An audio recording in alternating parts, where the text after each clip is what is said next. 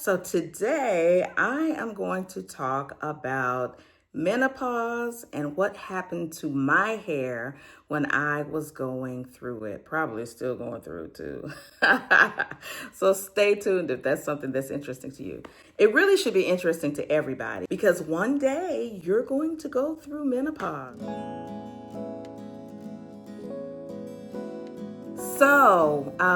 This talk is about how menopause or perimenopause can affect your hair growth. So, for me, I went through perimenopause.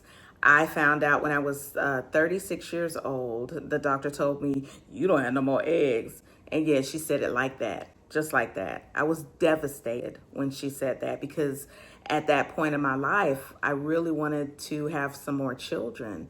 And I was dating my husband at the time, and he doesn't have any children. So I was devastated, and she just did not care a bit. So don't have a gynecologist that doesn't care about you. Anyway, yeah, I never went back to her. But anyway, when I was 36 years old, I found out that I was going through perimenopause. At that point, I was not having a cycle, and I've not had a cycle since. So that's an up, huh? I don't know. But at that time, I didn't have a cycle, and I haven't had a cycle since. It affected my hair in a number of ways. My hair was very brittle. My hair was easily breaking, and at that time, I also found out that I was suffering from high blood pressure as well as a thyroid issue. I was going through hypothyroidism. So I was on different medications. I don't even remember the medication I was on for the hypothyroidism, but what I do remember is that my hair was just coming out. So it was a mixture of the menopause, the hypothyroidism, and the new diagnosis of hypertension. Watch what you eat at your younger age.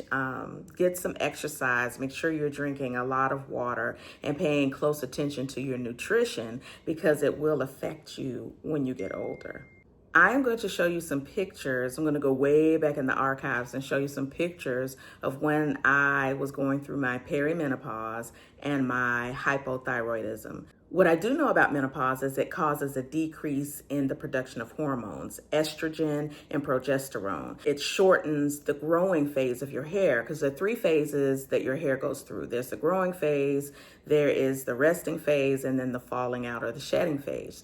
So when you're going through menopause, it shortens that growing phase. Now, what it did, as I said, for me, for my hair was very dry. It was very brittle. I was also taking medication for my hypothyroidism, and I had bald spots in my hair. And I was at my wit's end. At that time, I was getting relaxers in my hair. And I felt like maybe the relaxers were adding to the issue. And it was at that time that I was told, because my hair wasn't really growing any longer than it was, and I'll show you some pictures. And at that point, I was told that it was due to genetics. But then when I had that bald spot, I had a bald spot here, and I had a bald spot in the top of my head. My hair right here in my crown, which has been a problem spot for me, but I don't claim that anymore. It's not a problem spot for my beautiful hair. I love you, girl. But that was troubling to me. I'm like, why is this happening? And not knowing that there were adverse effects to going through perimenopause and also for the medicine I was taking for my hypothyroidism. So I was still, like I said, getting relaxers, but I was trying to figure out, like, what am I going to do? Because I do not want to have these bald spots in my hair. I don't want to have to keep getting my hair cut. So I decided, that's the point where I decided I was going to go natural. And I started wearing braids in my hair. I was doing a lot of cornrows, and I changed the way that I ate.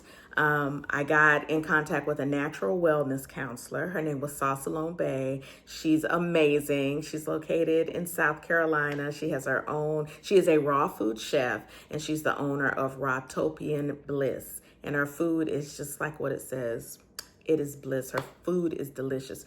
So I started working with the natural wellness counselor, and she, when I sat with her and talked with her and told her all of the changes that my body was going through, she told me the things that I needed to eat to replenish the nutrients in my body. So I decided to do that. I went natural and I started following a healthy vegan plan, which was really good for me. I lost a lot of weight. I was looking good. And y'all, my hair was flourishing. And not only that, I got off the medication for the hypothyroidism.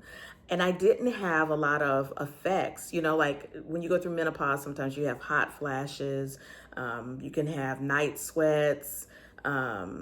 You can be lethargic or tired. I didn't have a lot of those symptoms, and I really feel like it was because of the way that I was eating at the time. And I need to go back to that eating because it was the best time of my life. I felt my healthiest. I feel like I looked my best. Everything about my body was thriving. And the only reason I stopped is because I have a friend who was grilling some pork chops on his grill. And those pork chops look delicious, y'all. I had me a pork chop. And that derailed me from my vegan journey, though I do revisit it all the time. And I'm actually revisiting it now and adding working out into my regimen because as we get older, we have to take care of our bodies. But anyway, I just wanted to show you some photographs of what I was going through at the time and talk a little bit about what was going on with my hair. My hair was thinning. My hair was very brittle. I had breakage, like I said. I had bald spots. And I was like, I just can't do this. And I wasn't fully actively taking care of my hair at the beginning of that. But once I started working with my natural wellness counselor, I started taking care of my hair more. And if you go all the way back and see some of my videos, I think I have videos from like 13 years ago. Those videos are when I was going through and I was actively and consistently taking care of my hair. I was washing my hair more. I was paying attention to her more. I was giving my hair the creams. As a matter of fact, I remember some of the products. I became a product junkie at that time because I was trying to figure out what different products would give my hair the moisture and the care that it needed. I used Hydrotherma Naturals. I think that became a staple for me. I'm not a spokesman for any products. I'm just talking about what worked for me. And so I used Hydrotherma Naturals because she has a system that balances moisture and protein. And so I was using her system. I was keeping my hair in protective styles. And so what happened was my bald spots started to grow and my hair started to flourish. And I was doing twists a lot. I was getting my hair twisted because when I do the twist, y'all, they just don't look as good. I think it's when someone else does them. So I was wearing a lot of protective styles at the time. And I would wear my hair out, usually a bang, and hopefully you'll be seeing pictures throughout this. I would wear my hair out. It would be twisted and I would just wear the front out in a bang. And I was just really, really delving deep into being consistent with my hair. And I think consistency is the key. Making sure that you get to know your hair, because I knew my hair was not in a good state. I could feel it. And I know now that, you know, when you're going through menopause, that it causes that thinning. It causes your hair can break. Just like when you're going through postpartum, a lot of people have breakage along their edges. It's kind of the same thing. So what I would suggest, and like I said, I am not a professional at all. I just have gotten to know my hair. But what I would suggest is just finding what works for your hair. What product do you put in your hair? And when you put it in there, it's like, oh, my hair feels wonderful. My hair is feeling moist. Like during that time, I was using a lot of clay, the bentonite clay, and my hair loves the clay. My hair loves it. I would put it in there. My hair would be so moisturized. And I still have it. I still use clay masks now that I'm going back or revisiting being more consistent with my hair. So I would suggest being consistent, paying attention to what nutrients you're putting in your body. Research menopause, perimenopause. Research what's going on with your body at that time. Research nutrients that will help as you're going through. You know, drinking a lot of water and watching what you're putting into your body. Those are some things that I can suggest. I also researched a couple of things and I will share those with you as well. Now, one thing I didn't say, when you're going through menopause, my hair changed. I can't tell you what's going to happen with your hair. My hair changed. My curl pattern changed. The texture of my hair even changed a little bit. Like my hair now is not like my hair was 13 years ago. It is not the same. My curls used to be like really, really, really tightly coiled. I mean, so tightly coiled. My hair is not like that anymore. My curl is a little bit looser, and I'm okay with that. I'm okay with that. And my gray hair is definitely different. I didn't have this gray hair 13 years ago. So my gray hair is different. The texture of my gray hair is different from the texture of the rest of my hair. But I love my gray streak. One thing that I've noticed now, like I could put twists in my hair back then and I can pull it back and my hair wouldn't be straight. But now when I put twists in my hair and I pull it back, it straightens my hair. Like I don't have to blow dry my hair to straighten my hair. My hair can be wet, fully wet. My curls are there, beautiful. I put some twist in my hair. I pull them back, to elongate it. When I pull it out, y'all, my hair is straight. And I'm saying this to you because that might be something that you experience when you go through perimenopause or menopause. You might notice that the texture of your hair changes a little bit, and it's okay because as you are getting to know your hair, you'll get to know the changes in your hair. Like my hair is super, like if I put water on my hair just slurps it all up. I have to really, really drench my hair because I have low porosity hair. I think that's the term. So I know that my hair needs a lot of moisture. I know I need to drink a lot of water.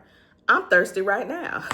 I need to drink a lot of water for my body. So it's just important for you to get to know your hair, your body, and know that your hair may change a little bit, and it's okay. Just get to know your hair and the different stages that it goes through, and love her. Love your hair. Love the changes, embrace the changes, and just find out what works for your hair. Because you may not have to change the products that you're using, or you may have to change them. Just get to know your hair and take time. You've got to take time to get to know your hair, to really get to know your hair. And it takes time. And be gentle with your hair. So I did a little research and I want to share some of the things that I found. So it says effects of menopause on afro textured hair. As I said, some of the things that I suffered from: the thinning and shedding, slower growth because the shortening of that growth phase, changes in your hair pattern happened to me. Your hairline could thin. How to combat that: doing scalp massages, exfoliating your scalp using a hair growth serums, increasing your protein intake, using collagen and biotin supplements. And that's one thing that I did as well. I did take some gummies, some vitamin gummies, and I think I showed them in a previous video, but I did take some vitamin gummies that boosted my biotin. And also because you have the deficiencies in iron and vitamin D, taking some type of multivitamin and increasing your intake of omega-3 fatty acids. What you can do for hydration and retention. I'm looking at some notes, y'all. Deep conditioning weekly. Now, that's something I did not do. I did deep condition, but I would deep condition normally once a month. But like I said, you have to find out what works for you. The lock method, using the liquid oil cream. I'm not doing the lock method. I'm doing the LCO method. So you have to find out what works for you. Avoiding harsh sulfates and alcohol-based products, because we all know alcohol dries out your hair, so stop that. Low manipulation styles, braids, twists, buns, wigs. I'm not a wig person, but I'm not against it because I do use wigs when I'm like on set. I told y'all I'm an actress.